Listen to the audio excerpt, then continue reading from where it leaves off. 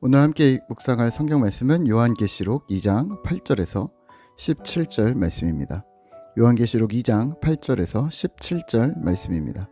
오늘은 10절 말씀을 읽겠습니다.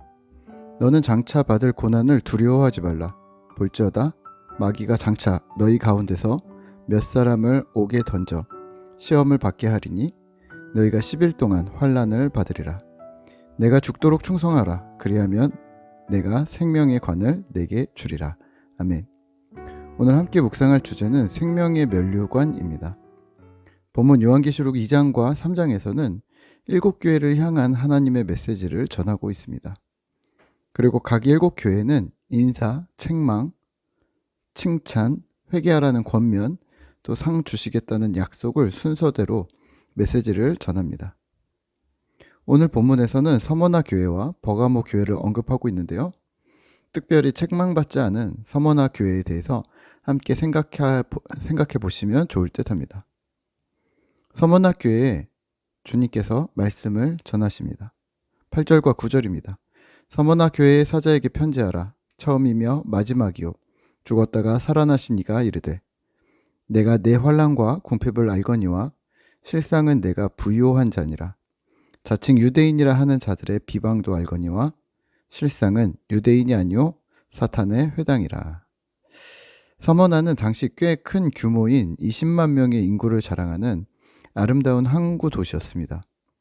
과학과 의학의 중심지였고 일리아스와 오디세이아를 저술한 고대 그리스의 시인, 작가인 호메로스의 출생지였다고도 하는데요. 이곳은 황제 숭배의 중심지였다고 합니다. 1년에 한 번씩 제우스 신에게 분향해야 했고 아마도 이런 숭배 제도 때문에 박해가 있었지 않을까 싶습니다. 하지만 서머나 교회는 박해와 재정적 손실을 입는 현실의 상황에서 주님의 칭찬을 받았습니다. 9절에 실상은 내가 부요한 자니라.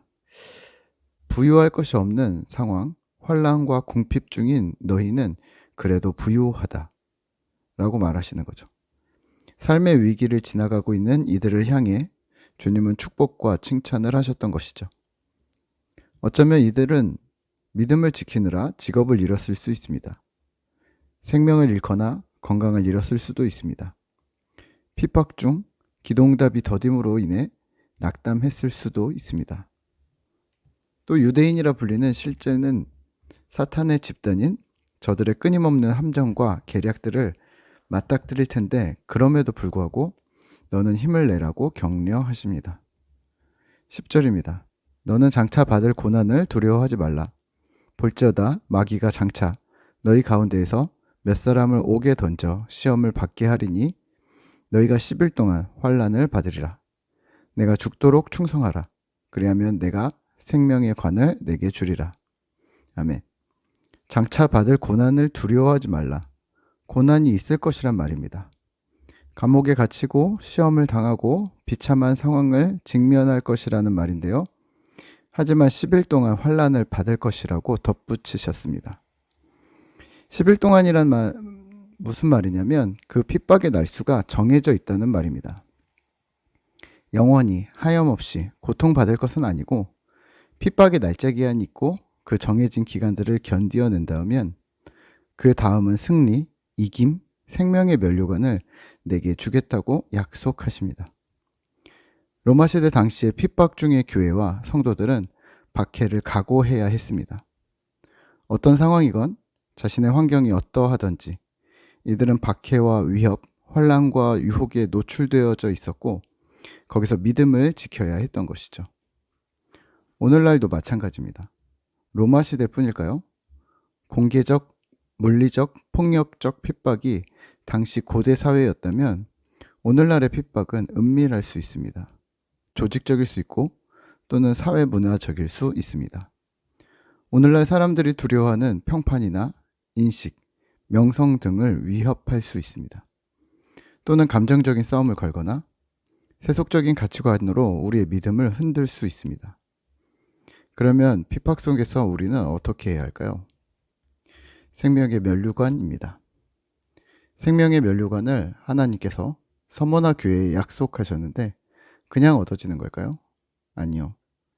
고난을 견딤, 핍박과 환난에서 믿음을 지킴입니다.